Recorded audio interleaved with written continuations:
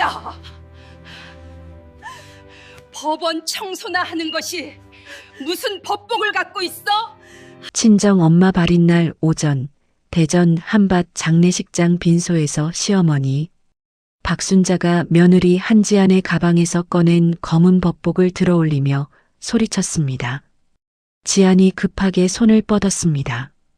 어머님, 그건 시어머니가 양손으로 법복을 움켜쥐고 힘껏 잡아당겼습니다.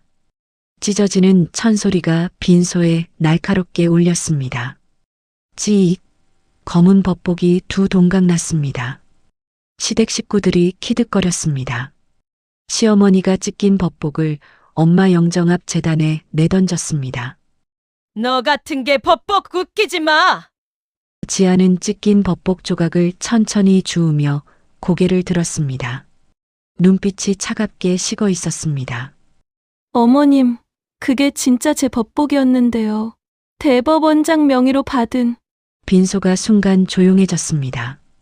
시어머니의 웃음이 얼어붙었습니다. 지안이 찢긴 법복을 가슴에 안으며 낮게 중얼거렸습니다. 이제 시작이네요. 달빛 목욕탕입니다. 사연 시작 전에 구독과 좋아요 부탁드립니다. 더불어 어디서 듣고 계신지 댓글 남겨주시면 계신 곳에 행운이 가득하길 바라겠습니다. 대전 한밭 장례식장 3층 빈소는 국화꽃 향기로 가득했습니다. 영정 속 고명숙 여사는 환하게 웃고 있었습니다. 평생을 은행동 골목에서 헌책방을 운영하며 동네 아이들에게 책을 빌려주던 분이었습니다. 딸 한지아는 엄마 영정 앞에서 사흘째 잠을 이루지 못하고 있었습니다. 32살의 지아는 검은 상복 안에서 초췌한 얼굴로 조문객들에게 고개를 숙였습니다. 새벽 5시부터 빈소를 지키며 눈두덩이 퉁퉁 부어 있었습니다. 발인 시간이 3시간 남았을 때였습니다. 빈소 문이 거칠게 열리며 시어머니 박순자가 들어왔습니다. 59세의 순자는 대전 둔산동에서 30년간 법무사 사무실을 운영해온 남편 덕에 이 동네에서 잔뼈가 굵은 사람이었습니다. 지안아, 내 짐 좀 정리해야겠다. 순자의 목소리가 차갑게 떨어졌습니다. 지안이 고개를 들었습니다. 어머님, 지금이 딱 좋아. 발인하고 나면 정신없잖아. 순자는 빈소 구석에 놓인 지안의 검은 캐리어를 끌어당겼습니다. 지퍼를 거칠게 열어젖혔습니다. 옷가지들이 쏟아져 나왔습니다. 조문객 몇몇이 수군거리기 시작했습니다. 지안이 급히 일어났습니다. 어머님, 제가 할게요. 가만 있어. 내가 뭘 숨기고 사는지 엄마가 다 알아야지. 순자의 손이 캐리어 밑바닥을 뒤지다가 뭔가를 움켜쥐었습니다. 검은 천이었습니다. 조심스럽게 접혀진 무언가였습니다. 순자가 그것을 꺼내 펼쳤습니다. 검은 법복이었습니다. 가슴에는 대법원 배지가 달려 있었고 어깨선이 또렷한 정장형 법복이었습니다. 순자의 눈이 커졌습니다. 이게 뭐야? 빈소 안이 조용해졌습니다. 조문객들의 시선이 일제히 순자의 손으로 쏠렸습니다. 지안의 얼굴이 하얗게 변했습니다. 어머님, 그건 제가 법원 청소나 하는 것이 무슨 법복을 갖고 있어? 순자의 목소리가 빈소 전체에 울렸습니다. 시댁 식구들이 하나둘 모여들었습니다. 시아버지 정태수가 안경을 고쳤으며 다가왔습니다. 66세의 태수는 대전에서 알아주는 법무사였습니다. 뭔 소리야? 순자가 법복을 남편에게 들이밀었습니다. 여보, 이것 좀 봐. 지안이가 법복을 갖고 다녀. 태수가 법복을 받아들고 이리저리 살폈습니다. 가슴의 배지를 보더니 코웃음을 쳤습니다. 인터넷에서 산 가짜겠지. 요즘 이런 거 온라인에 많아. 지안의 입술이 파르르 떨렸습니다. 하지만 입을 열지 않았습니다. 순자가 법복을 다시 낚아챘습니다.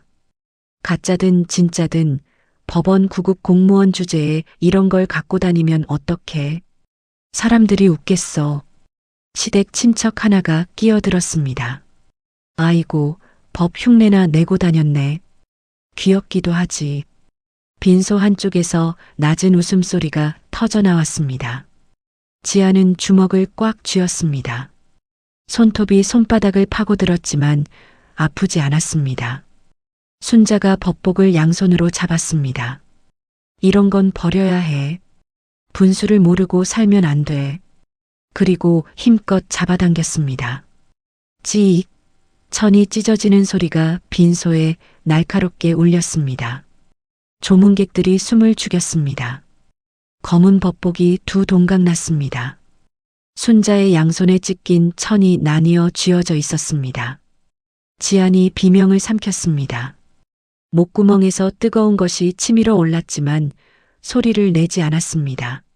순자가 찢긴 법복을 엄마 영정 앞 재단에 내던졌습니다. 법복 조각이 국화꽃 위에 떨어졌습니다. 너 같은 게 법복? 웃기지 마. 시댁 식구들이 키득거렸습니다. 태수가 팔짱을 끼고 말했습니다. 법원에서 뭐 하는지는 모르겠지만 집에서는 며느리 노릇이나 제대로 해. 지아는 천천히 재단 앞으로 걸어갔습니다. 무릎을 꿇고 찢긴 법복 조각을 하나씩 주었습니다. 손이 떨렸습니다. 엄마 영정이 내려다보고 있었습니다. 지안이 찢긴 법복을 가슴에 안았습니다. 그리고 고개를 천천히 들었습니다. 눈빛이 달라져 있었습니다. 빈소 입구에서 지켜보던 한 노인이 몸을 돌렸습니다. 박진수 70세였습니다. 그는 조용히 밖으로 나가 주머니에서 핸드폰을 꺼냈습니다. 지아는 찢긴 법복을 가방에 넣고 다시 영정 앞에 앉았습니다. 조문객들이 하나둘 떠나갔고 빈소는 다시 고요해졌습니다.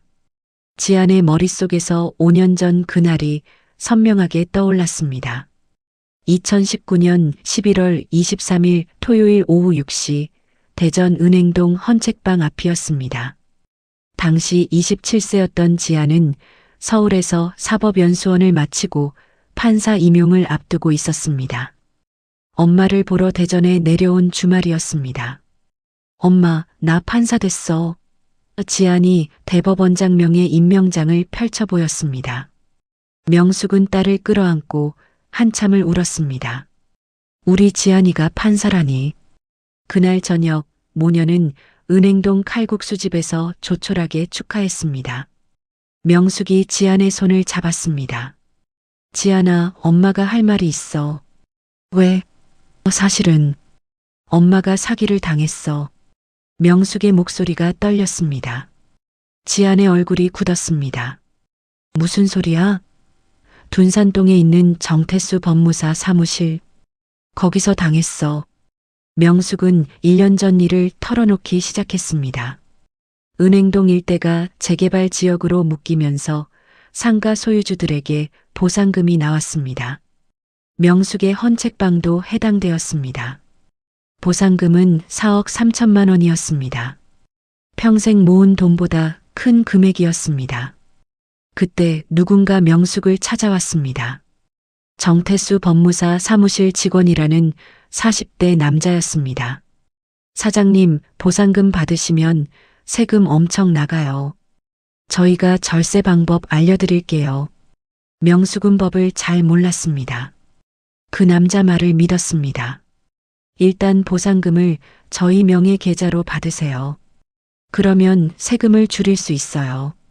명숙은 서류에 도장을 찍었습니다. 보상금 4억 3천이 정태수 법무사 사무실 명의 계좌로 들어갔습니다. 그리고 연락이 끊겼습니다. 명숙이 사무실을 찾아갔을 때 정태수는 이렇게 말했습니다. 무슨 소리세요? 저희는 그런 직원 없는데요. 분명히 사무실 명함을 줬어요. 명함이야 누구나 만들 수 있죠. 사기꾼한테 당하신 것 같은데요. 명숙은 경찰에 신고했습니다. 하지만 증거가 부족했습니다. 서류상으로는 명숙이 자발적으로 돈을 송금한 것처럼 되어 있었습니다. 그리고 2주 후 명숙은 횡단보도를 건너다 차에 치였습니다. 뺑소니였습니다. 다행히 목숨은 건졌지만 오른쪽 다리를 크게 다쳤습니다. 병원비로 남은 돈마저 바닥났습니다. 그래서 엄마가 이렇게 된 거야? 지안이 떨리는 목소리로 물었습니다. 명숙이 고개를 끄덕였습니다. 지안아, 엄마는 괜찮아. 내가 판사 됐으니 그것만으로도 충분해. 엄마, 근데 말이야, 엄마처럼 당한 사람이 한둘이 아니래. 다들 나이 드신 분들이고 법을 몰라서 당하신 거야. 명숙이 가방에서 낡은 공책을 꺼냈습니다. 엄마가 물어물어서 알아봤어. 이분들 다 피해자야. 공책에는 이름과 전화번호, 피해 금액이 빼곡히 적혀 있었습니다. 73명이었습니다. 피해액을 합치면 수십억 원이었습니다. 지안의 손이 떨렸습니다. 엄마, 왜 이걸 혼자 하고 있었어? 내가 판사 되는데 방해하고 싶지 않았어. 그리고 명숙이 잠시 말을 멈췄습니다. 엄마가 걱정되는 게 있어.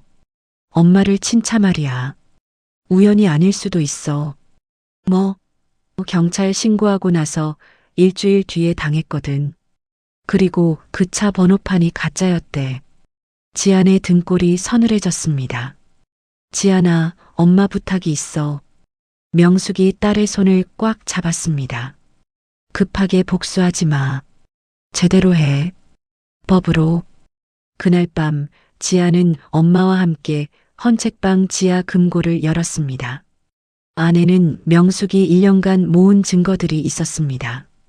정태수 법무사 사무실의 광고 전단지, 상담, 녹음 파일, 피해자들의 진술서, 계좌 이체 내역서까지 꼼꼼하게 정리되어 있었습니다.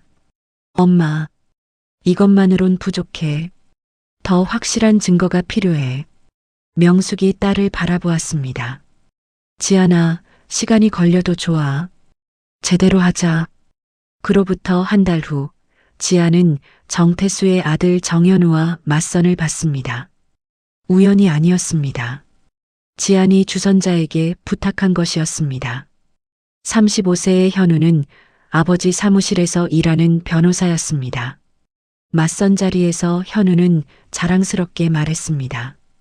우리 아버지가 대전에서 30년 하셨어요. 법조계에 아는 사람 많죠? 지아는 미소를 지었습니다. 그리고 석 달 후 두 사람은 결혼했습니다. 시댁 식구들은 며느리가 판사라는 사실을 몰랐습니다. 지안이 일부러 숨겼습니다. 법원 구급 공무원이에요. 서류 정리 같은 거 해요. 시댁 식구들은 고개를 끄덕였습니다. 그래도 공무원이니까 괜찮네. 결혼 후 5년 지아는 철저하게 며느리 노릇을 했습니다. 아침 6시에 일어나 시부모님 식사 챙기고 청소하고 빨래했습니다. 시아버지 사무실에 심부름도 다녔습니다. 그러면서 몰래 서류를 촬영했습니다. 시아버지가 술 먹고 허튼 소리 할 때마다 녹음했습니다. 피해자 명단은 73명에서 127명으로 늘어났습니다. 5년간 모은 증거는 법무사 사무실 금고 3개를 채울 만큼 방대했습니다. 그리고 어제 엄마가 돌아가셨습니다. 병원에서 마지막 말을 남겼습니다. 지안아, 이제 해도 돼. 엄마는 괜찮아. 지안은 빈소에서 엄마 영정을 바라보았습니다. 찢긴 법복이 가슴에 안겨 있었습니다. 엄마, 이제 시작할게요. 발인이 끝나고 사흘이 지났습니다. 지아는 대전 둔산동 시댁 아파트로 돌아왔습니다. 40평대 아파트는 조용했습니다. 시부모는 오후에 사무실에 나가 있었고 남편 현우도 법정 일정으로 집을 비웠습니다. 지아는 자기 방 책상 서랍을 열었습니다. 제일 밑에는 검은 파일 하나가 숨겨져 있었습니다.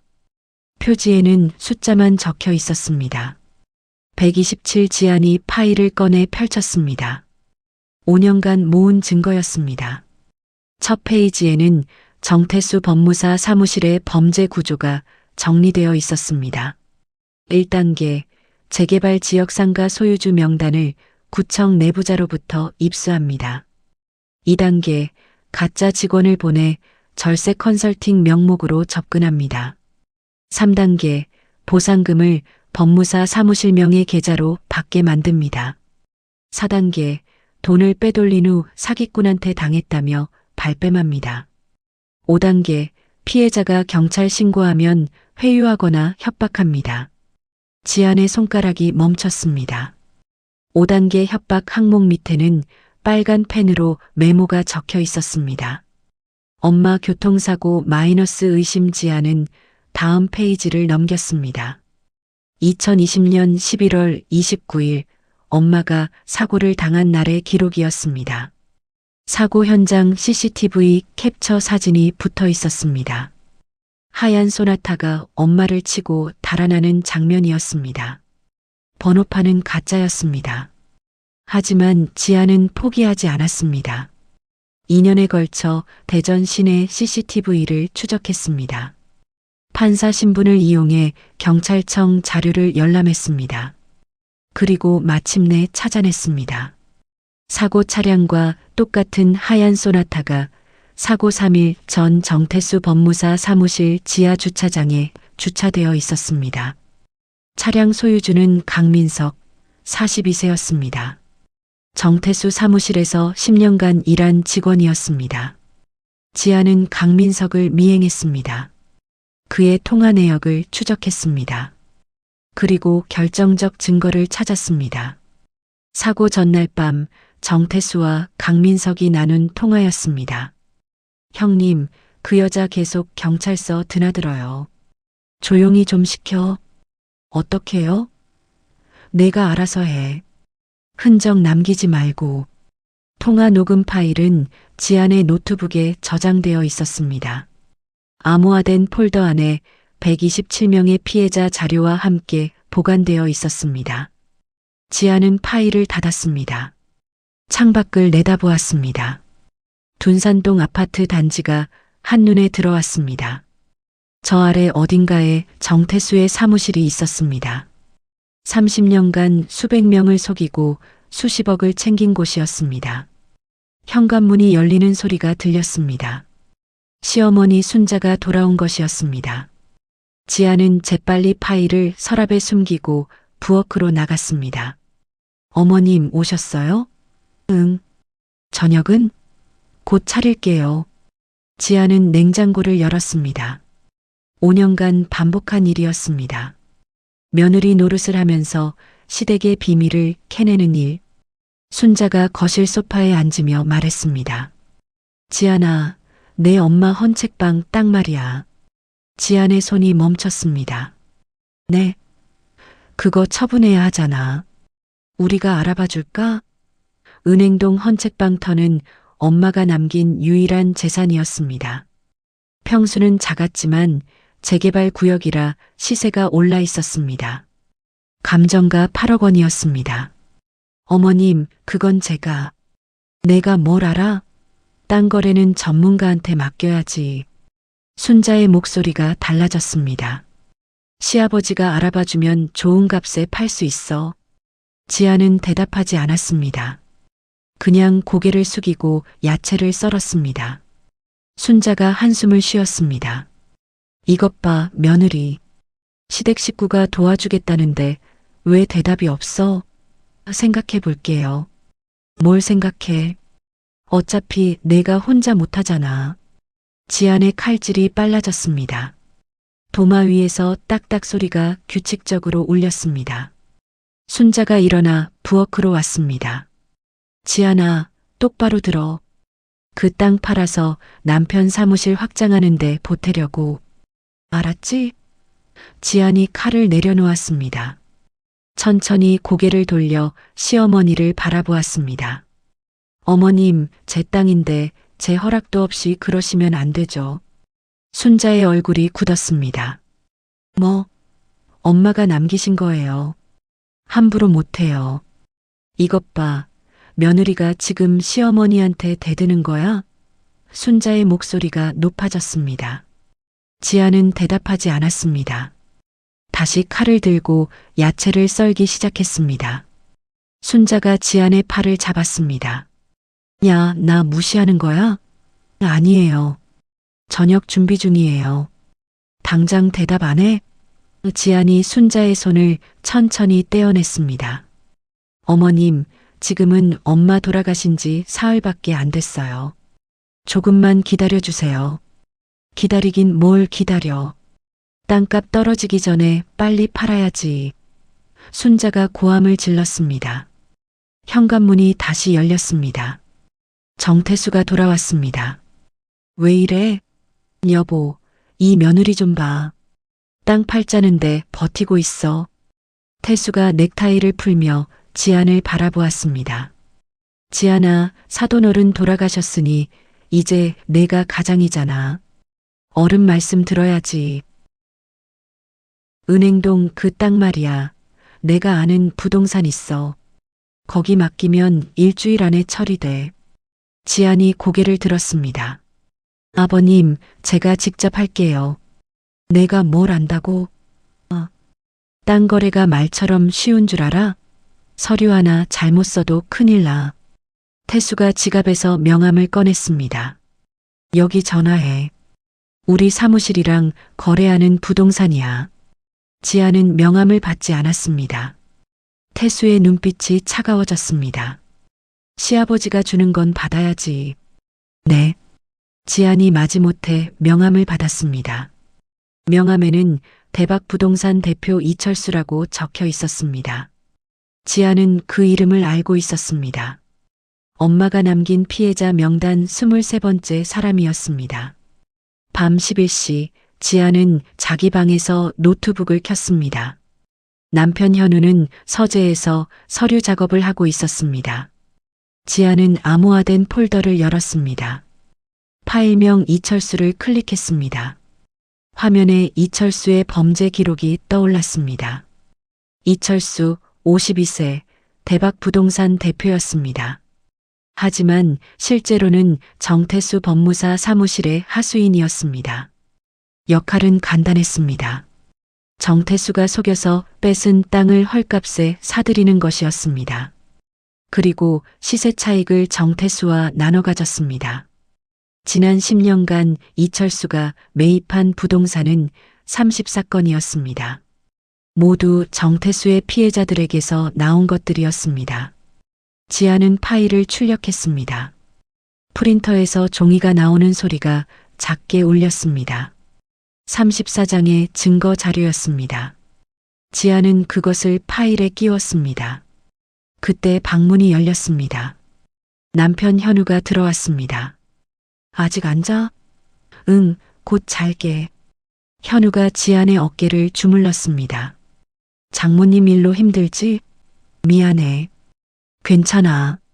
그나저나 은행동 땅 어떻게 할 거야? 지안이 노트북을 닫았습니다. 아직 생각 중이야. 우리 아버지 말대로 하는 게 나을 것 같은데. 부동산 거래가 쉬운 게 아니야. 현우는 법대를 나와 변호사가 되었지만 아버지 사무실에서 일했습니다. 35세의 나이에도 여전히 아버지 눈치를 봤습니다. 나는 내 땅이니까 내가 알아서 하고 싶어. 지안아, 고집 부리지 마. 아버지가 화내시면 우리만 힘들어. 현우가 한숨을 쉬었습니다. 너도 알잖아. 아버지 성격. 지아는 알고 있었습니다. 5년간 지켜본 시아버지는 겉으로만 온화했습니다. 속으로는 냉혹했습니다. 자기 이익에 방해되는 사람은 가차없이 짓밟았습니다. 엄마처럼. 알았어. 내일 아버지랑 얘기해 볼게. 그래, 그게 낫지. 현우가 방을 나갔습니다. 지아는 다시 노트북을 켰습니다. 이번에는 다른 파일을 열었습니다. 파일명 정현우였습니다. 남편의 범죄 기록이었습니다. 현우는 아버지만큼 적극적이지는 않았습니다. 하지만 공범이었습니다. 아버지가 사기친 피해자들이 소송을 걸면 현우가 상대편 변호사로 나섰습니다. 그리고 일부러 졌습니다. 형식적으로만 변론하고 패소했습니다.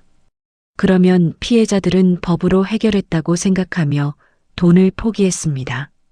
하지만 실제로는 아무것도 돌려받지 못했습니다. 현우가 받은 변호사 수임료는 건당 300만 원이었습니다. 10년간 50사건의 사건을 맡았습니다. 총 1억 6,200만 원을 벌었습니다. 지아는 현우의 통장 거래 내역을 출력했습니다. 모든 금액이 명확하게 기록되어 있었습니다. 결혼 5년 동안 지아는 단 한 번도 현우를 사랑한 적이 없었습니다. 그저 증거를 모으기 위한 위장 결혼이었습니다. 밤 12시가 넘었습니다. 지아는 파일을 모두 정리했습니다. 127명의 피해자, 30사건의 부동산 사기, 50사건의 위장 변론, 그리고 엄마를 죽인 살인 교사 미수, 모든 증거가 준비되었습니다. 지아는 창밖을 내다보았습니다. 둔산동 야경이 반짝이고 있었습니다. 저 아래 어딘가에서 또 누군가 속고 있을 것입니다. 하지만 이제 끝이었습니다. 지아는 핸드폰을 꺼냈습니다. 저장된 번호를 눌렀습니다.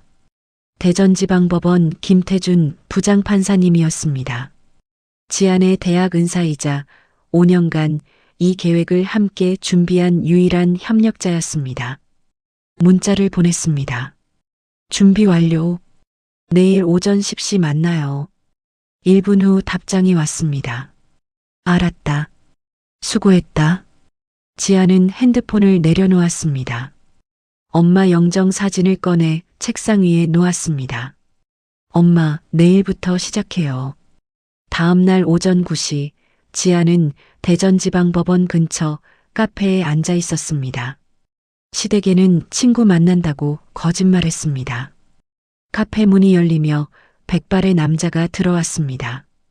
김태준, 62세, 대전지방법원 수석 부장판사였습니다. 지안이 일어나 인사했습니다. 교수님, 오랜만이네. 태준은 지안의 대학 시절 형사법 교수였습니다. 은사이자 멘토였습니다. 두 사람은 구석 자리에 앉았습니다. 지안이 검은 가방에서 파일을 꺼냈습니다. 모두 여기 있습니다. 태준이 파일을 펼쳤습니다. 127명의 피해자 명단, 30사건의 부동산 사기, 50사건의 위장 변론, 살인 교사 미수 증거까지 빠짐없이 정리되어 있었습니다. 태준의 얼굴이 굳었습니다. 5년 동안 이걸 혼자 엄마가 부탁했어요. 제대로 하라고. 태준이 페이지를 한 장씩 넘겼습니다. 녹음 파일, 계좌 이체 내역, CCTV 영상, 피해자 진술서까지 법정에서 쓸 수 있는 완벽한 증거들이었습니다. 지안아, 이거 어떻게 확보한 거야? 판사 신분을 썼어요. 경찰청 자료 열람하고 금융거래 내역 조회하고. 그건 불법이잖아. 압니다. 하지만 이 방법밖에 없었어요. 태준이 한숨을 쉬었습니다. 대법원 징계위원회에서 문제 삼으면 내 판사 자격도 위험해질 수 있어. 각오했어요. 지안의 눈빛이 단단했습니다. 태준은 지안을 한참 바라보았습니다. 알았어. 내가 법원에 보고할게. 대신 내 신분은 최대한 보호하마. 감사합니다. 그런데 말이야, 정태수 사무실에 있는 실물 증거는 어떻게 확보할 거야? 지안이 미소를 지었습니다. 오늘 오후에 해결됩니다. 무슨 소리야? 검찰 특수부에서 압수수색 나갑니다. 교수님이 보고하시면 영장 바로 나올 거예요. 태준이 시계를 보았습니다. 오전 10시. 그럼 지금 당장? 네. 제가 법원 나가기 전에 모든 걸 정리하고 싶어요. 태준이 파일을 닫았습니다. 지안아, 너 엄마 빈소에서 무슨 일 있었다며? 네. 박진수 씨가 연락했어. 시어머니한테 법복 찢겼다고. 지안의 얼굴이 굳었습니다. 박진수는 엄마가 도왔던 피해자 중 한 명이었습니다. 정태수한테 3억을 사기당하고 가게를 잃었던 사람이었습니다. 진수 씨가 그날 빈소에 계셨어요? 응. 자기가 본 걸 다 얘기하더라고. 며느리가 판사라는 것도 모르고 법복 찢는 꼴을 봤다고. 태준이 한숨을 쉬었습니다. 진수 씨가 그 자리에서 나한테 전화했어. 그래서 내가 검찰이랑 언론에 연락한 거야. 지안이 눈을 크게 떴습니다. 교수님이요? 응. 내가 5년 고생한 거 세상에 알려야 한다고 생각했어. 태준이 핸드폰을 꺼냈습니다. 오늘 오후 2시 너희 시댁 사무실 압수수색 시작돼. 그리고 오후 4시에 기자회견 있어. 기자회견이요? 검찰이 주최하는 거야. 30년간 수백 명 속인 법률 사기단 검거. 이거 대형 사건이야. 지안의 가슴이 두근거렸습니다. 그럼 제 신분도 공개돼. 피할 수 없어. 판사가 5년간 잠복 수사한 거니까. 지안이 잠시 생각했습니다. 괜찮아요. 어차피 숨길 생각 없었어요. 각오 단단히 해. 언론에서 난리 날 거야. 태준이 일어났습니다. 나 법원 가야 해. 영장 신청서 올려야지. 교수님 감사합니다. 고생 많았다. 내 엄마도 자랑스러워 하실 거야. 태준이 카페를 나갔습니다. 지아는 자리에 남아 커피를 한 모금 마셨습니다. 핸드폰이 울렸습니다. 시어머니 순자였습니다. 지아나, 어디야? 친구 만나고 있어요. 빨리 와. 아버님이 부동산 사장님이랑 약속 잡으셨어. 오후 1시에 우리 집에서 만나기로 했어. 늦지 마. 전화가 끊어졌습니다. 지안이 미소를 지었습니다. 오후 1시면 딱 맞네요. 오후 12시 50분 지안은 둔산동 아파트에 도착했습니다. 엘리베이터를 타고 올라갔습니다. 23층 집 앞에서 초인종을 눌렀습니다. 시어머니 순자가 문을 열었습니다. 왜 이렇게 늦어? 막혀서요. 거실에는 시아버지 정태수와 낯선 남자가 앉아 있었습니다. 52세쯤 되어 보이는 남자였습니다. 얼굴이 붉고 배가 나왔습니다. 지아나, 이분이 이철수 사장님이야. 태수가 소개했습니다. 이철수가 웃으며 손을 내밀었습니다. 반갑습니다. 제가 며느리분 땅 좋은 값에 팔아드릴게요. 지아는 손을 잡지 않았습니다. 그냥 고개만 숙였습니다. 이철수의 미소가 어색하게 굳었습니다. 앉아. 태수가 소파를 가리켰습니다. 지안이 앉았습니다. 이철수가 서류를 꺼냈습니다. 은행동 헌책방 터 시세가 8억이라고 하셨죠? 네. 제가 7억 5천에 사겠습니다. 지안이 고개를 들었습니다. 시세보다 5천 낮은데요? 요즘 경기가 안 좋아서요. 그리고 헌책방 터라 재개발되려면 시간 걸리잖아요. 태수가 끼어들었습니다. 지안아, 이 정도면 괜찮아. 빨리 정리하는 게 나아. 이 사장님이 현금으로 바로 주신대. 은행 대출 받을 필요도 없어. 지안이 서류를 받아들었습니다. 매매 계약서였습니다. 하지만 이상했습니다. 매수인 명의가 이철수가 아니었습니다. 대박부동산 주식회사로 되어 있었습니다. 사장님, 이거 법인 명의네요? 아, 네. 세금 문제 때문에 법인으로 하는 게 나아요. 지안이 계약서를 천천히 읽었습니다. 특약사항에 이상한 조항이 있었습니다. 매도인은 계약 후 일체의 이의를 제기할 수 없음. 지안이 손가락으로 그 부분을 짚었습니다. 이거 뭐예요? 그냥 형식적인 거예요. 나중에 땅값 올랐다고 계약 취소하시면 안 되니까. 태수가 재촉했습니다. 지안아, 빨리 사인해. 이 사장님 바쁘셔. 지안이 계약서를 내려놓았습니다. 싫어요. 거실이 조용해졌습니다. 순자가 먼저 입을 열었습니다. 뭐? 이 계약 안 할래요.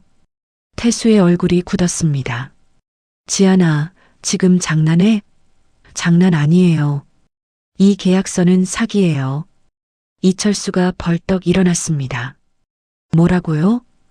특약 조항 보세요. 이거 땅 팔고 나면 이해 제기 못하게 만든 거잖아요. 지안이 계약서를 들어 올렸습니다. 그리고 법인 명의로 사면 실소유주가 누군지 모르잖아요. 나중에 땅값 올라도 저는 아무것도 못해요. 태수가 일어났습니다. 야, 내가 지금 뭐 하는 거야? 진실을 말하는 거예요. 지안이 태수를 똑바로 쳐다보았습니다. 아버님은 30년 동안 이런 식으로 사람들 속였죠? 태수의 얼굴이 하얗게 변했습니다. 127명 속였어요. 재개발 보상금 가로채고 헐값에 땅 사들이고. 순자가 소리쳤습니다. 지안아, 내가 미쳤어? 미친 게 아니에요. 제정신이에요. 5년 만에. 지안이 가방에서 파일을 꺼냈습니다. 여기 다 있어요. 아버님이 사기친 사람들 명단. 이철수 사장님이 헐값에 산 부동산 목록. 현우 오빠가 일부러 진 소송 기록. 태수가 파일을 낚아채려 했습니다. 지안이 뒤로 물러났습니다. 원본은 이미 검찰에 넘겼어요. 그때였습니다.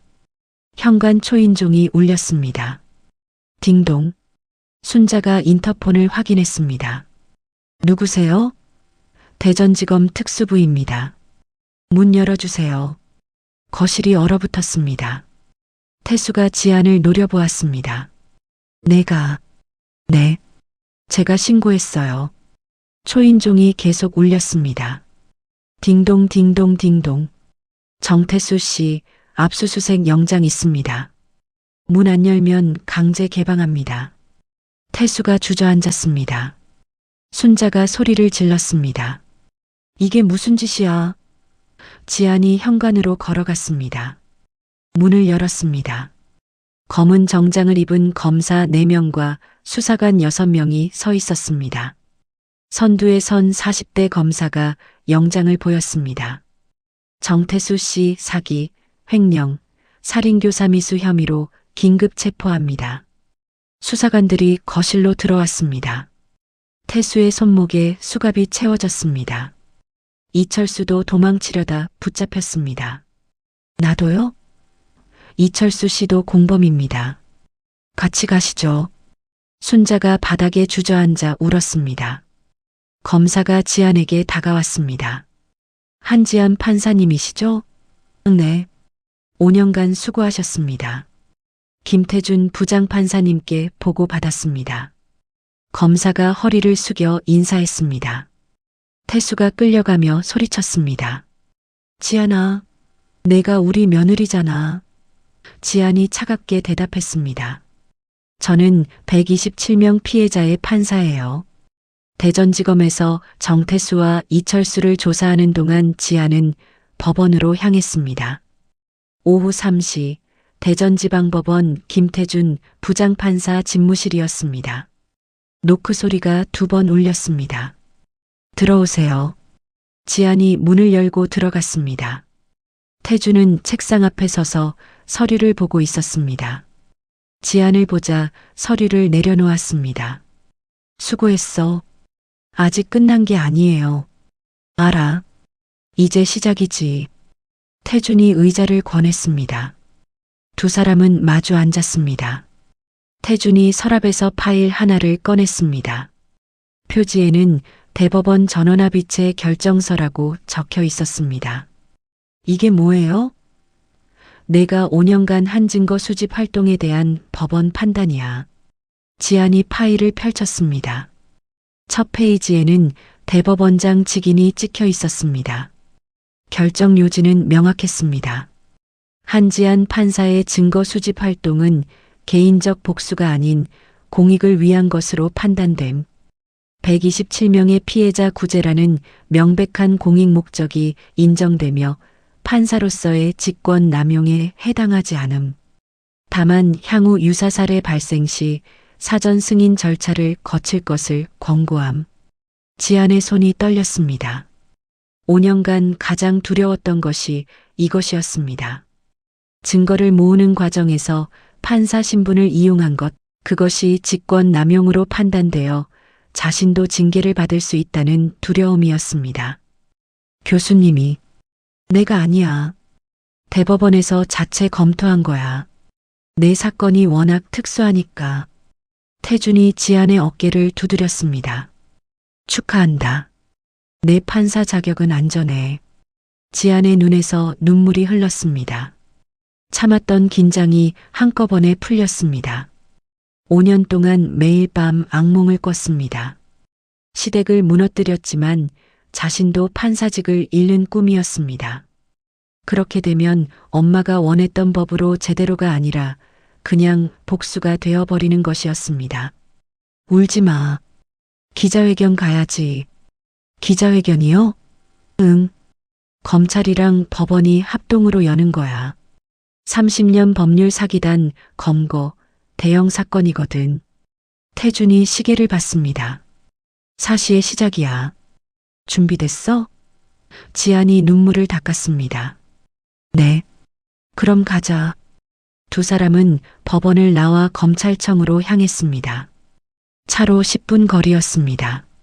검찰청 브리핑룸 앞에는 이미 취재진 수십 명이 대기하고 있었습니다.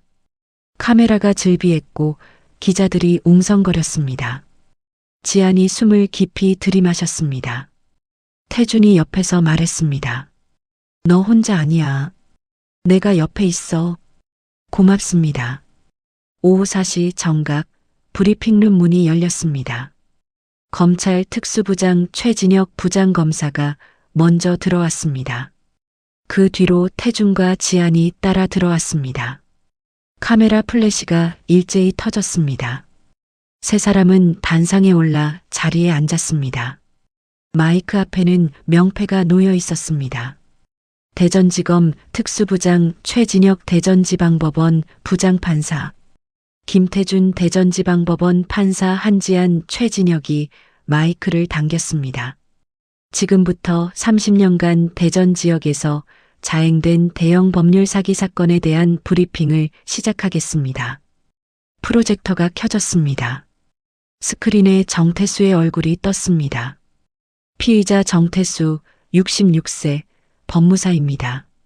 1994년부터 2024년까지 30년간 재개발 지역 상가 소유주들을 상대로 조직적인 사기를 저질렀습니다. 다음 화면에는 피해자 명단이 나왔습니다. 127명의 이름이 빼곡했습니다. 피해자는 총 127명, 피해액은 347억 원에 달합니다. 기자석에서 탄성이 터져 나왔습니다. 최진혁이 말을 이었습니다. 이 사건의 특이점은 수사 과정입니다. 정태수의 며느리인 한지안 판사가 5년간 잠복하며 증거를 수집했습니다. 카메라가 지안에게 집중되었습니다. 플래시가 쉴 새 없이 터졌습니다. 한지안 판사의 친정 어머니 고명숙 씨도 피해자 중 한 분이었습니다. 2019년 4억 3천만 원을 사기당했고 경찰 신고 후 의문의 교통사고로 중상을 입었습니다.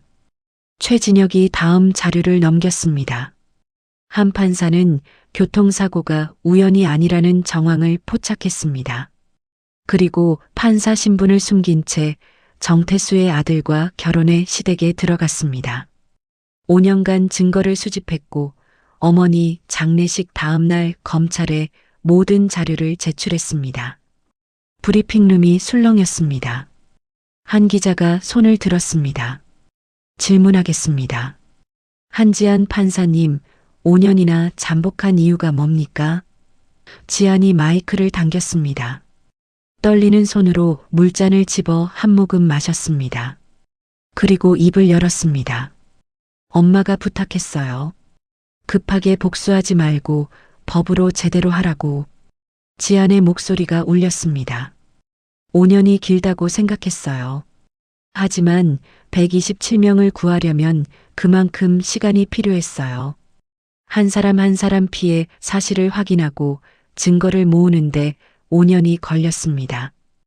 브리핑이 끝나고 지아는 법원 주차장으로 향했습니다. 취재진을 피해 후문으로 나왔습니다. 그때 누군가 지안을 불렀습니다. 판사님. 지안이 돌아봤습니다.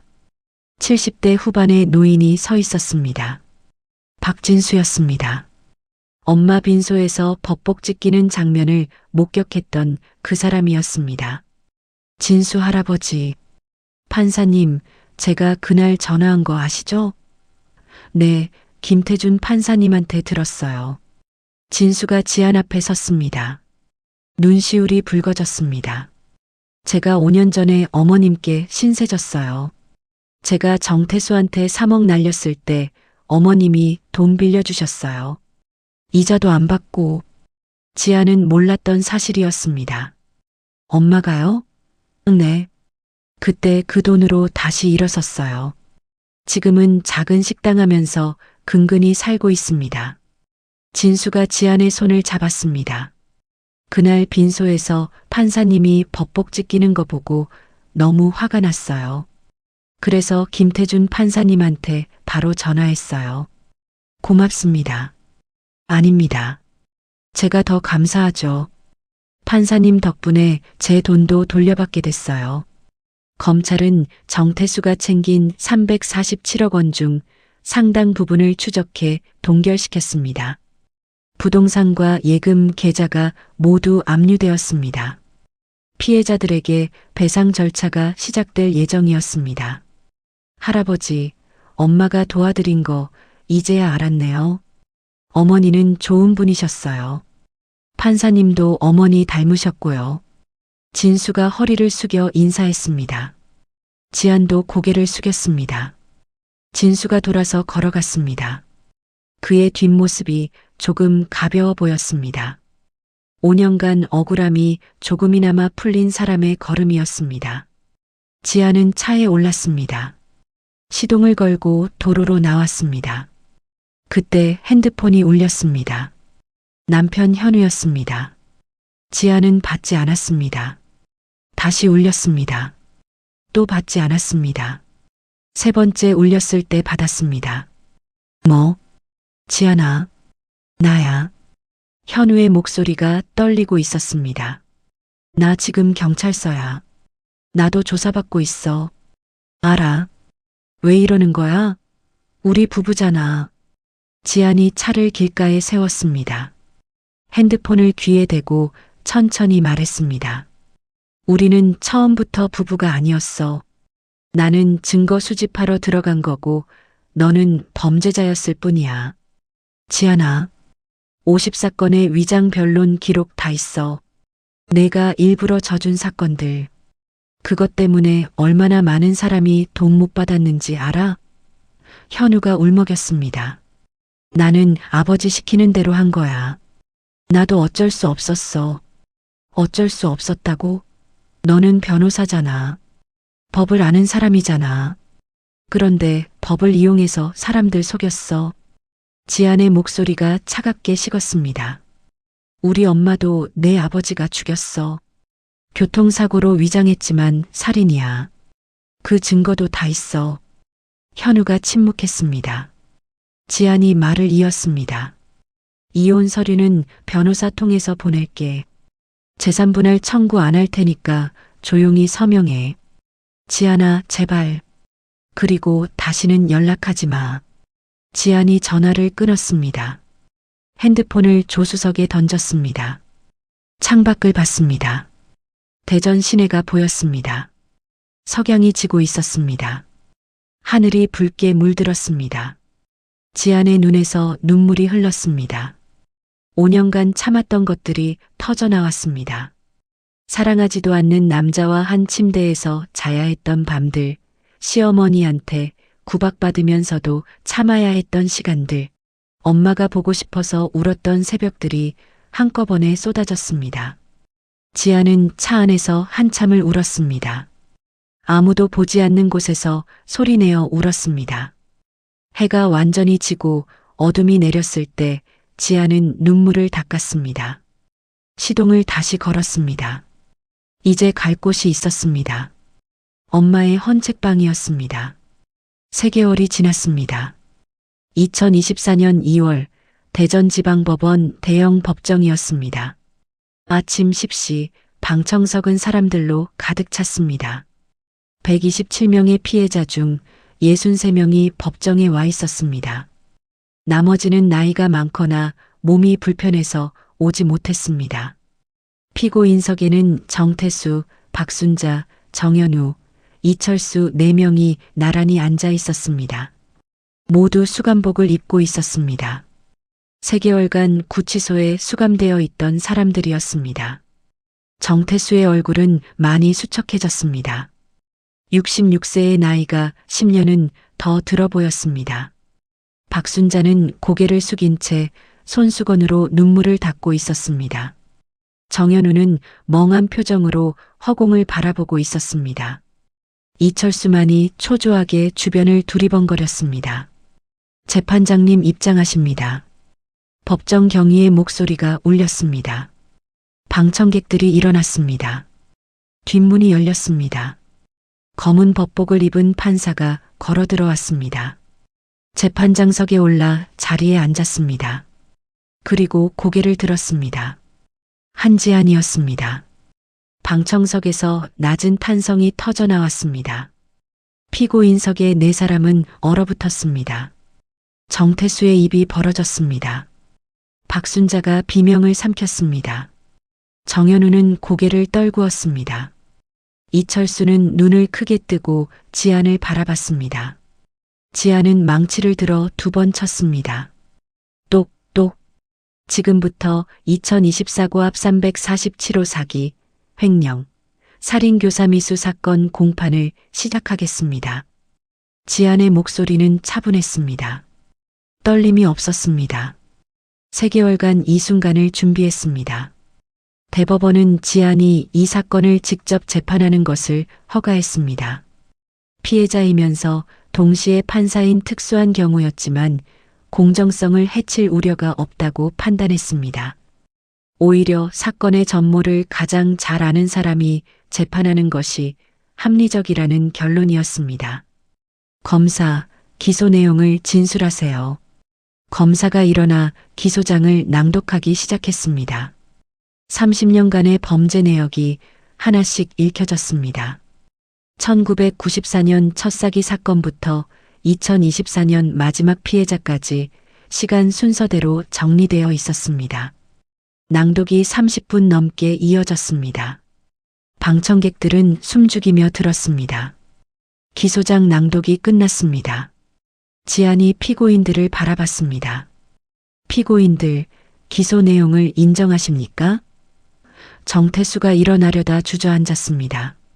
변호인이 부축해서 일으켜 세웠습니다. 재판장님, 정태수의 목소리가 갈라졌습니다. 재판장님이 우리 며느리라는 거 알고 계십니까? 방청석에서 웅성거림이 일었습니다. 지안이 망치를 쳤습니다. 또? 피고인은 질문에만 답하십시오. 기소 내용을 인정하십니까? 재판장님, 이건 공정하지 않습니다. 재판장님은 피해자 가족이잖아요. 지안이 서류를 펼쳤습니다. 대법원 전원합의체 결정문입니다. 본 재판부는 적법하게 구성되었고 공정성에 문제가 없다고 판단되었습니다. 다시 묻겠습니다. 기소 내용을 인정하십니까? 정태수가 변호인을 쳐다봤습니다. 변호인이 고개를 저었습니다. 정태수가 입을 열었습니다. 일부만 인정합니다. 어느 부분입니까? 사기와 횡령은 인정합니다. 하지만 살인교사 미수는 인정하지 않습니다. 지안이 고개를 끄덕였습니다. 알겠습니다. 검사, 살인교사 미수 부분에 대한 증거를 제시하세요. 검사가 노트북을 조작했습니다. 스크린에 통화 녹음 파일이 재생되었습니다. 2019년 11월 22일 사고 전날 밤의 통화였습니다. 정태수의 목소리가 법정에 울렸습니다. 형님, 그 여자 계속 경찰서 드나들어요. 조용히 좀 시켜. 어떻게요? 내가 알아서 해. 흔적 남기지 말고. 법정이 조용해졌습니다. 정태수의 얼굴이 새하얗게 변했습니다. 박순자가 손으로 입을 막았습니다. 검사가 다음 증거를 제시했습니다. 다음은 2019년 11월 23일 오후 6시 17분 사고 현장 CCTV 영상입니다. 스크린에 영상이 재생되었습니다. 은행동 횡단보도였습니다. 고명숙이 길을 건너고 있었습니다. 그때 하얀 소나타가 빠른 속도로 달려와 명숙을 쳤습니다. 명숙이 5m 날아가 바닥에 쓰러졌습니다. 차는 그대로 달아났습니다. 방청석에서 한숨소리가 터져 나왔습니다. 누군가 흐느꼈습니다. 지아는 표정 하나 변하지 않고 영상을 지켜봤습니다. 3개월간 이 영상을 수백 번 봤습니다. 처음에는 울었습니다. 하지만 이제는 울지 않았습니다. 분노를 법복 안에 단단히 접어 넣었습니다. 재판은 오후 4시까지 이어졌습니다. 증인 신문이 시작되었습니다. 첫 번째 증인은 강민석이었습니다. 사고 차량을 운전한 사람이었습니다. 강민석은 이미 검찰 조사에서 모든 것을 자백했습니다. 사법 거래로 형량을 감면받는 조건이었습니다. 증인, 2019년 11월 23일 저녁 무엇을 했습니까? 검사가 물었습니다. 정태수 법무사님 지시로 고명숙 씨를 차로 쳤습니다. 왜 그랬습니까? 정태수 법무사님이 시켰습니다. 경찰 신고한 여자를 조용히 시키라고. 방청석이 술렁였습니다. 지안이 망치를 쳤습니다. 증인, 정태수 피고인이 직접 지시했습니까? 네, 재판장님. 어떻게 지시했습니까? 전화로 했습니다. 그 여자 주소 알려주고 퇴근 시간 알려줬습니다. 강민석이 고개를 숙였습니다. 죄송합니다. 제가 사람을 칠 줄은 몰랐습니다. 그냥 겁만 주려고. 증거 제출하세요. 검사가 강민석의 통화 내역을 제출했습니다. 정태수와의 통화 기록이 명확했습니다. 다음 증인은 피해자들이었습니다. 박진수가 먼저 증인석에 올랐습니다. 증인, 피고인 정태수에게 사기당한 경위를 말씀해 주세요. 진수가 떨리는 목소리로 증언했습니다. 2017년 제가 재개발 보상금 3억을 받게 됐습니다. 정태수 법무사 사무실 직원이 찾아왔습니다. 절세 방법이 있다고 했습니다. 저는 믿었습니다. 돈을 사무실 계좌로 보냈습니다. 그 후로 연락이 끊겼습니다. 진수의 눈에서 눈물이 흘렸습니다. 3억이 제 평생 모은 돈이었습니다. 그 돈으로 손주들 대학 보내려고 했습니다. 하지만 다 날렸습니다. 재판은 이틀간 이어졌습니다. 21명의 피해자가 증언했습니다. 모두 비슷한 수법으로 당했습니다. 재개발 보상금, 상가 매각대금, 퇴직금까지 모든 것을 잃었습니다. 셋째 날 오전 최종 변론이 시작되었습니다. 검사가 구형을 했습니다. 피고인 정태수 징역 18년을 구형합니다.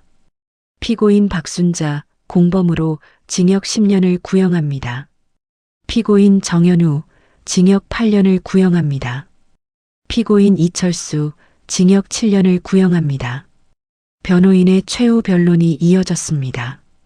재판장님, 피고인들은 깊이 반성하고 있습니다. 선처를 부탁드립니다. 지안이 물었습니다. 피고인들, 최후 진술하시겠습니까? 정태수가 일어났습니다. 수갑찬 손으로 지안을 가리켰습니다. 재판장님, 아니 지안아. 지안이 망치를 쳤습니다. 또 피고인은 재판장을 이름으로 부를 수 없습니다. 재판장님, 정태수의 목소리가 떨렸습니다. 제가 잘못했습니다. 하지만 우리도 가족이잖아요. 5년을 같이 살았잖아요. 지안이 정태수를 바라봤습니다. 피고인은 127명의 가족을 무너뜨렸습니다. 그중 한 명이 제 어머니였습니다. 어머니를 죽이려 한 사람에게 가족이라는 말을 들을 자격이 없습니다. 정태수가 무릎을 꿇었습니다. 제발 한 번만 용서해 주세요. 지안이 일어났습니다. 지금부터 선고하겠습니다. 법정이 조용해졌습니다. 지안이 판결문을 펼쳤습니다. 피고인 정태수 사기, 횡령, 살인교사미수 혐의 모두 유죄로 인정합니다. 징역 15년을 선고합니다. 정태수가 주저앉았습니다. 피고인 박순자 공범으로 징역 8년을 선고합니다. 박순자가 울음을 터뜨렸습니다. 피고인 정현우 위장 변론 및 사기 방조 혐의로 징역 6년을 선고합니다. 변호사 자격은 영구 박탈합니다. 현우가 고개를 떨구었습니다. 피고인 이철수 사기 공범으로 징역 5년을 선고합니다. 지안이 망치를 들었습니다. 이상으로 선고를 마칩니다. 또 망치 소리가 법정에 울렸습니다. 방청석에서 박수가 터져 나왔습니다. 63명의 피해자들이 눈물을 흘리며 박수를 쳤습니다. 지안은 표정 하나 변하지 않고 자리에서 일어났습니다. 법정을 나가려는데 정태수가 소리쳤습니다. 지안아, 우리 재산이라도 남겨줘. 제발. 지안이 멈춰섰습니다. 돌아보지 않고 말했습니다. 피고인들의 재산은 모두 압류되어 피해자 배상에 사용됩니다. 단 한 푼도 남지 않을 것입니다. 지안이 법정을 나갔습니다. 복도에는 취재진이 대기하고 있었습니다. 지인은 그들을 지나쳐 걸었습니다. 법원 뒤편 작은 정원으로 나왔습니다. 아무도 없었습니다. 지안은 벤치에 앉았습니다. 가방에서 엄마 사진을 꺼냈습니다. 5년 전 장례식 날 찍은 영정 사진이었습니다. 엄마, 끝났어요. 법으로 했어요. 지안의 눈에서 눈물이 흘렀습니다. 이번에는 울어도 괜찮았습니다. 선고 일주일 후 정태수 법무사 사무실은 폐쇄되었습니다. 둔산동 오피스텔 3층에 있던 사무실 문에는 법원 압류 딱지가 붙었습니다. 30년간 운영되던 사무실이 하루아침에 사라졌습니다. 사무실 안에 있던 서류들은 모두 검찰이 압수했습니다. 127명의 피해 기록뿐 아니라 그 이전의 범죄 증거들까지 나왔습니다. 실제 피해자는 127명이 아니었습니다. 검찰이 추가 수사한 결과 1994년부터 지금까지 총 283명이 피해를 본 것으로 밝혀졌습니다. 피해액은 347억이 아니라 620억 원이었습니다. 사건이 언론에 보도되면서 전국에서 제보가 쏟아졌습니다. 저도 정태수한테 당했어요. 우리 아버지도 피해자예요. 대전지검은 특별수사팀을 꾸렸습니다. 정태수와 연결된 다른 법무사, 변호사, 부동산 업자들을 전수조사했습니다. 수사는 대전을 넘어 충남 전역으로 확대되었습니다. 청주, 천안, 아산까지 비슷한 수법의 사기 사건이 연쇄적으로 드러났습니다. 2월 말 추가로 17명이 구속되었습니다. 모두 정태수와 한 팀이었던 사람들이었습니다. 법조계가 술렁였습니다. 30년간 묵인되어 온 법률 사기 카르텔이 한꺼번에 무너지는 중이었습니다. 대한변호사협회는 긴급 성명을 냈습니다. 법률 전문가가 법을 악용해 서민들을 속인 행위를 강력히 규탄한다. 전국 법무사, 변호사 사무실에 대한 자체 점검에 들어가겠다. 법무부도 움직였습니다. 법무사 자격 제도를 개선하고 감독을 강화하는 방안을 발표했습니다. 한지안의 이름은 전국에 알려졌습니다. 5년 잠복 판사 정에 구현한 며느리 판사. 법복 낀 판사의 복수 언론은 연일 지안의 이야기를 보도했습니다. 하지만 지안은 인터뷰를 거절했습니다. 법원에 출근하고 재판하고 퇴근하는 일상을 조용히 이어갔습니다. 3월 초 정태수 일가의 재산 청산이 완료되었습니다. 둔산동 아파트는 경매로 넘어갔습니다. 시가 12억짜리 아파트가 9억에 팔렸습니다. 정태수 명의의 예금 계좌 7개가 모두 압류되었습니다. 통장에는 총 23억 원이 들어 있었습니다. 이철수 명의로 된 부동산 30사건도 모두 매각되었습니다. 총 67억 원이 회수되었습니다. 박순자 명의의 고급 승용차 2대, 명품 가방 47개, 보석류도 모두 압류되었습니다. 경매로 약 3억 원에 팔렸습니다. 정현우의 변호사 사무실도 폐쇄되었습니다. 사무실 보증금과 집기를 팔아 1억 5천을 회수했습니다. 총 회수 금액은 103억 5천만 원이었습니다. 283명의 피해자에게 나눠주기에는 턱없이 부족했지만 아예 못 받는 것보다는 나았습니다. 법원은 피해액에 비례해서 배상금을 나눴습니다. 1인당 평균 3,600만 원씩 돌아갔습니다.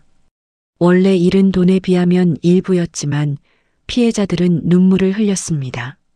한 푼도 못 돌려받을 줄 알았는데 판사님 덕분에 이것이라도 받네요. 지아는 배상금 전달식에 참석하지 않았습니다. 대신 김태준 부장판사가 대신 참석했습니다. 언론은 정태수 일가가 완전히 무너졌다고 보도했습니다. 30년간 쌓아올린 재산, 명예, 지위가 3개월 만에 사라졌습니다. 법조계에서 이름 석자 날렸던 정태수는 이제 수임번호로 불렸습니다. 우아하게 살던 박순자는 여자 교도소에서 단체 생활을 했습니다.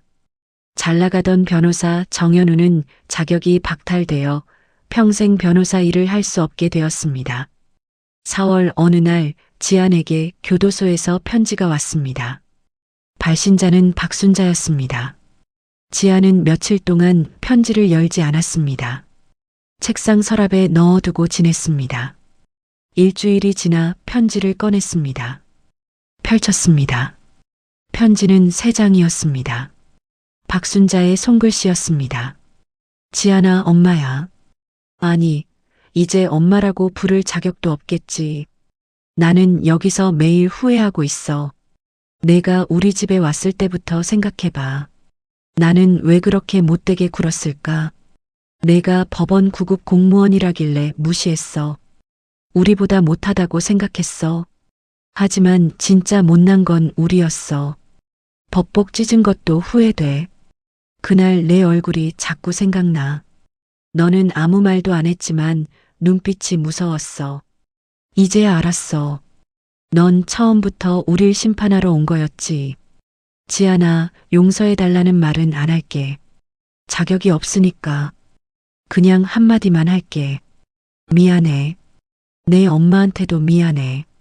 지안은 편지를 다 읽고 접었습니다. 서랍에 다시 넣었습니다. 답장은 하지 않았습니다.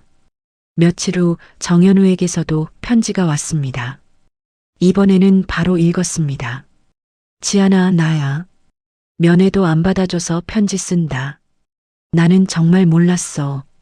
내가 판사인 줄. 아니, 알았어도 달라지지 않았을 거야.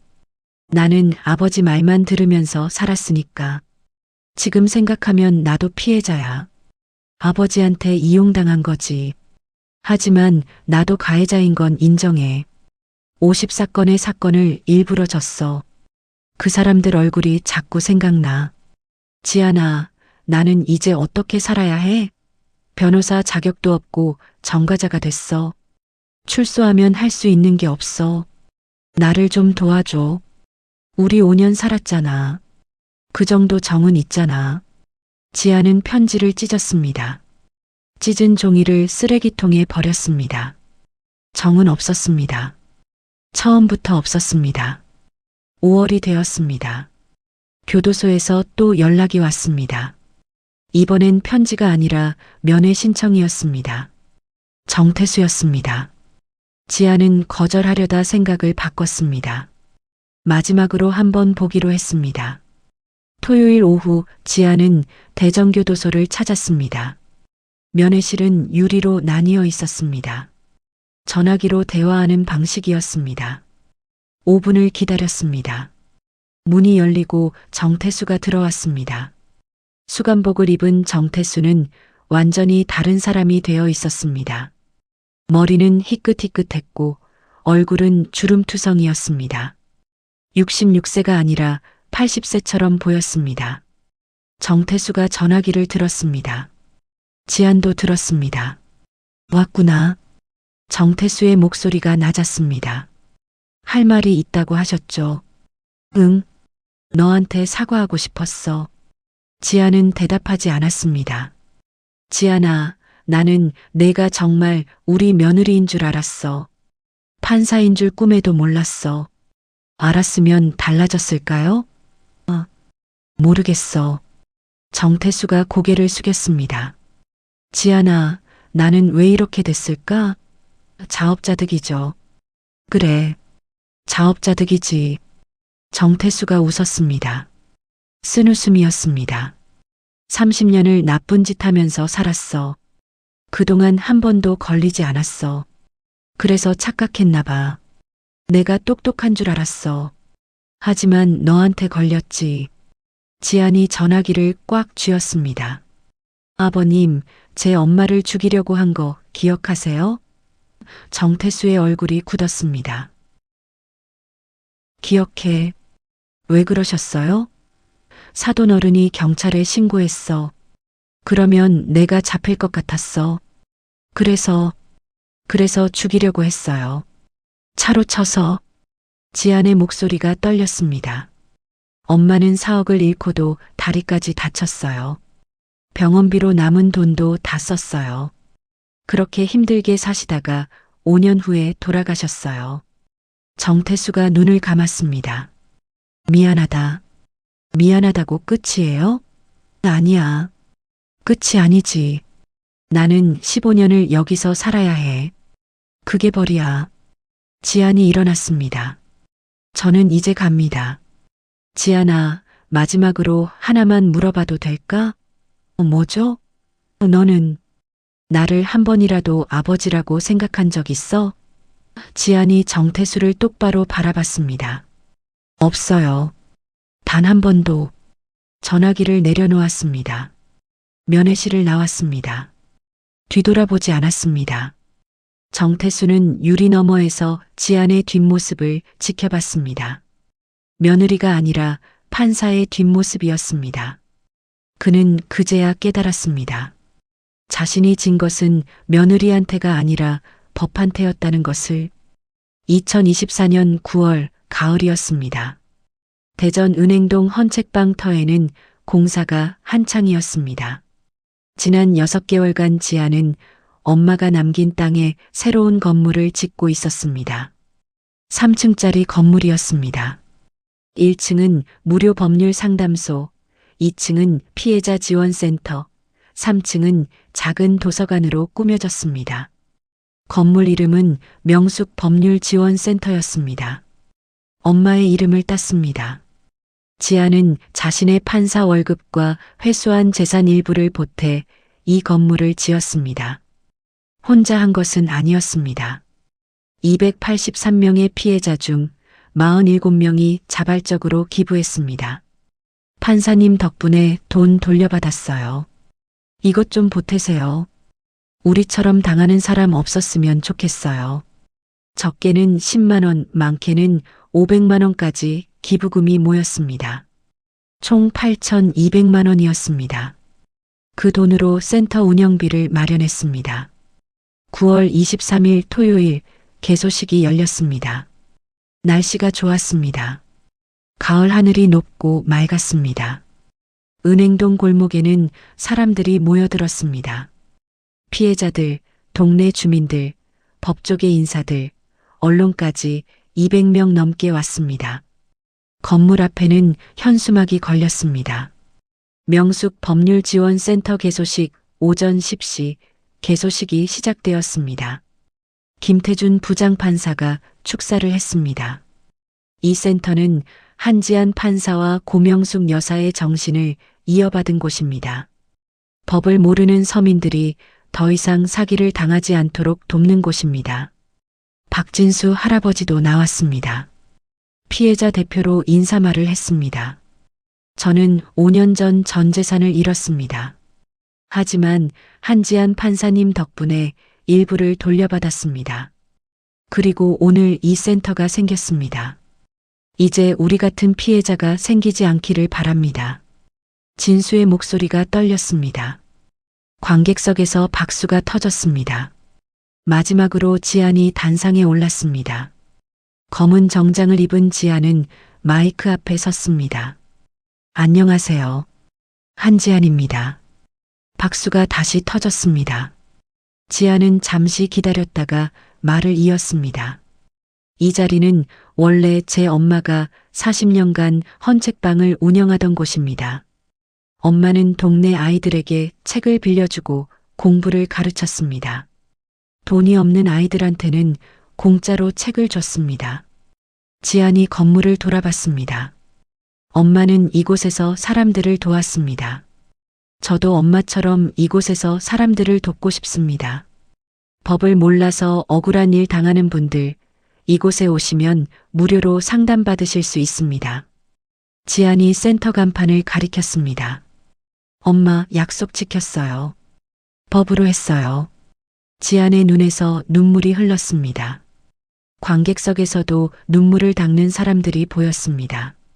개소식이 끝나고 사람들이 센터 안으로 들어갔습니다. 1층 상담소에는 책상 4개가 놓였습니다. 변호사와 법무사 자원봉사자들이 앉아 상담을 시작했습니다. 2층 지원센터에는 피해자들이 모여 차를 마시며 이야기를 나눴습니다. 서로의 아픔을 나누고 위로했습니다.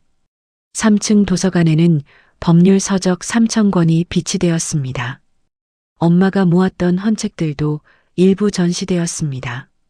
지안은 3층 구석에 작은 공간을 만들었습니다. 엄마의 사진과 유품을 놓은 추모 공간이었습니다. 헌책방 간판, 앞치마, 낡은 장부가 유리 케이스 안에 보관되어 있었습니다. 지안은 그곳에서 한참을 섰습니다. 창밖으로 은행동 골목이 보였습니다. 엄마가 매일 걷던 길이었습니다. 개소식이 끝나고 한 달이 지났습니다. 센터는 매일 문전성시였습니다. 하루에 20명 넘게 상담을 받으러 왔습니다. 재개발 사기, 전세 사기, 보험 사기까지 다양한 피해 사례가 접수되었습니다. 지안은 퇴근 후 매일 센터에 들렀습니다. 상담 기록을 확인하고 어려운 사례는 직접 조언했습니다. 어느 날 저녁 센터 문을 닫으려는데 노인 한 분이 찾아왔습니다. 70대 후반쯤 되어 보였습니다. 혹시 한지안 판사님 계세요? 제가 한지안인데요. 노인이 지안을 보더니 눈물을 흘렸습니다. 판사님, 저 기억하세요? 죄송하지만 저 20년 전에 명숙 씨 헌책방에서 책 빌려본 사람이에요. 지안이 깜짝 놀랐습니다. 엄마를 아세요? 네. 제 손주가 어릴 때 이 동네 살았어요. 명숙 씨가 손주한테 책도 주고 공부도 가르쳐 줬어요. 노인이 가방에서 낡은 책 한 권을 꺼냈습니다. 이거 그때 받은 책이에요. 아직도 갖고 있어요. 책 표지에는 고명숙이라는 도장이 찍혀 있었습니다. 지안이 책을 받아들었습니다. 이걸 왜? 돌려드리려고요. 20년 늦었지만 노인이 웃었습니다. 제 손주가 지금 대학생이에요. 명숙 씨 덕분에 공부 좋아하는 아이가 됐어요. 감사하다고 전해주고 싶었는데 돌아가셨다고 들었어요. 네. 그래서 판사님한테라도 인사하려고 왔어요. 고맙습니다. 노인이 허리를 깊이 숙였습니다. 지안도 허리를 숙였습니다. 두 사람은 한참을 그렇게 서 있었습니다. 노인이 돌아간 후 지안은 책을 들고 3층 추모 공간으로 올라갔습니다. 엄마 사진 앞에 책을 놓았습니다. 엄마가 도운 사람들이 아직도 기억하고 있어요. 지안은 창가에 앉았습니다. 밤이 깊었습니다. 은행동 골목에 가로등이 켜졌습니다. 지안은 그 불빛을 바라보며 생각했습니다. 5년이 걸렸습니다. 길고 외로운 시간이었습니다. 하지만 끝냈습니다. 엄마의 원수를 갚았고 127명, 아니 283명의 피해자를 도왔습니다. 이제 새로운 시작이었습니다. 판사로서 그리고 엄마의 딸로서 살아가는 시작이었습니다. 지아는 가방에서 새 법복을 꺼냈습니다. 3개월 전 법원에서 새로 받은 것이었습니다. 찢긴 법복은 액자에 넣어 센터에 전시했습니다. 찢겨진 정이라는 제목으로요. 새 법복은 깨끗했습니다. 주름 하나 없이 다림질되어 있었습니다. 지아는 법복을 펼쳤습니다. 대법원 배지가 빛났습니다. 내일 다시 입을 법복이었습니다. 다음 날 월요일 지아는 새 법복을 입고 법원에 출근했습니다. 복도를 걸어가는데 후배 판사들이 인사했습니다. 선배님, 안녕하세요. 좋은 아침입니다. 지안도 웃으며 인사했습니다. 재판정 문 앞에 섰습니다. 오늘도 재판이 있었습니다. 새로운 사건이었습니다. 문을 열고 들어갔습니다. 재판장석에 앉았습니다. 망치를 들었습니다. 똑똑. 지금부터 재판을 시작하겠습니다. 지안의 목소리가 법정에 울렸습니다. 단단하고 또렷한 목소리였습니다. 엄마가 남긴 헌책방 터에는 이제 법률지원센터가 서 있었습니다. 찢긴 법복은 전시되어 있었고 새 법복은 지안의 어깨 위에 있었습니다. 정의는 늦었지만 왔습니다. 그리고 지금도 계속되고 있었습니다. 지안의 하루하루가 정의였고 센터를 찾는 사람들 하나하나가 희망이었습니다. 엄마는 떠났지만 엄마의 정신은 남았습니다. 그리고 딸이 이어갔습니다. 법으로 제대로 끝까지. 달빛 목욕탕입니다. 오늘 대전 은행동에 숨겨진 판사 이야기 어떠셨나요? 세상이 여러분을 무시하고 짓밟아도 절대 포기하지 마십시오. 한지안 판사처럼 엄마가 남긴 사랑이 여러분을 지켜줄 겁니다. 보이지 않는 곳에서 여러분을 응원하는 사람이 반드시 있습니다. 지금 힘드신 분들 조금만 더 버티십시오. 봄은 반드시 옵니다. 법복처럼 찢겨진 삶도 다시 입을 수 있습니다. 정의는 늦을 수 있지만 반드시 옵니다. 오늘 영상 재밌게 보셨다면 구독과 좋아요 꼭 눌러주시고 댓글로 응원 한마디 남겨주세요. 여러분의 이야기도 언젠가 행복한 결말을 맞이하길 진심으로 기도합니다. 다음 사연에서 또 만나요.